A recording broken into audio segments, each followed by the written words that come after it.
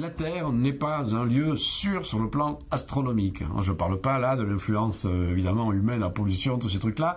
La Terre est un corps astronomique qui fait partie d'un immense système de corps en interaction qui est le système solaire. Le système solaire, c'est pas juste une grosse étoile, le Soleil, accompagnée de quelques grains de sable qui seraient les planètes, séparés par du vide. C'est des milliards de corps. Les autres, ce sont des astéroïdes qui se baladent, des comètes, et des particules de poussière interstellaire, le vent solaire, tout un ensemble de choses. Tous ces corps-là interagissent avec la Terre. Voilà. Alors donc, la Terre est soumise à toutes ces influences. Certaines influences sont faibles, et d'autres peuvent être effectivement catastrophiques. Alors, influence faible, par exemple, mais qui ne peut ne pas être négligeable pour le confort humain, par exemple la civilisation, c'est le vent solaire. Si vous avez par exemple des grosses bouffées de vent solaire plus importantes, parce qu'il y a des éruptions solaires, une activité solaire plus importante, ben vous pouvez avoir des perturbations dans les télécommunications, tout simplement parce que l'atmosphère de la Terre, et notamment ce qui protège la Terre, le champ magnétique qui protège la Terre de toutes les influences, est perturbé par un afflux de particules électrisées venant du Soleil, et il peut y avoir quelques problèmes dans les télécommunications. D'accord, ou également la couche d'ozone peut être liée à ce genre de phénomène.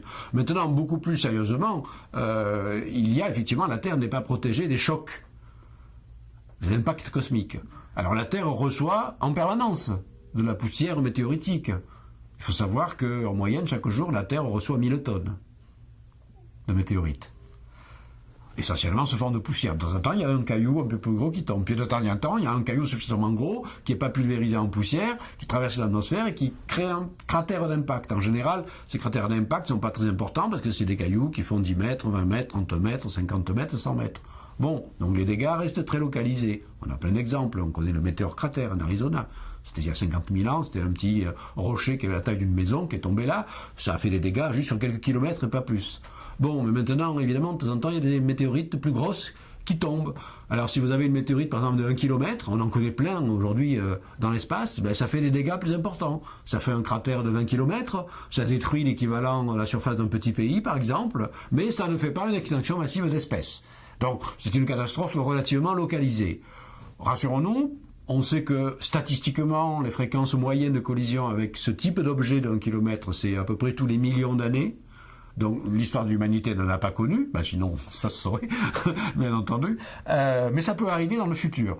Alors là, je rassure tout de suite ceux qui pourraient être inquiets. On a des systèmes de surveillance télescopique qui essaient de repérer des astéroïdes potentiellement dangereux et d'éventuelles parades que l'on pourrait mettre en œuvre si des corps nous menaçaient. On sait par exemple qu'il y a un astéroïde qui s'appelle Apophis, qui mesure 400 mètres, qui va venir frôler la Terre en 2036.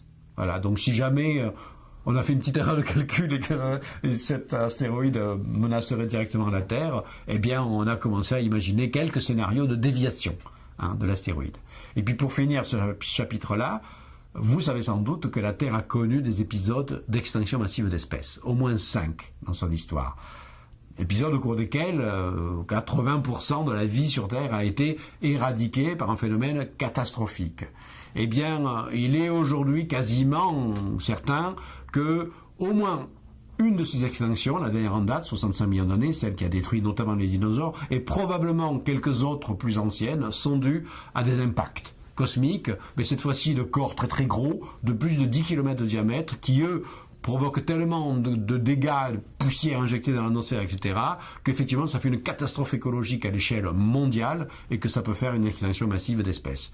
Mais là, je rassure à nouveau, ces fréquences moyennes de collision avec ces très gros corps sont de l'ordre d'un événement tous les 100 millions d'années et que pour l'instant, on croit avoir repéré la plupart de tous ces gros astéroïdes potentiellement dangereux. Il n'y en a aucun qui vise la Terre, en tout cas sur les quelques siècles à venir.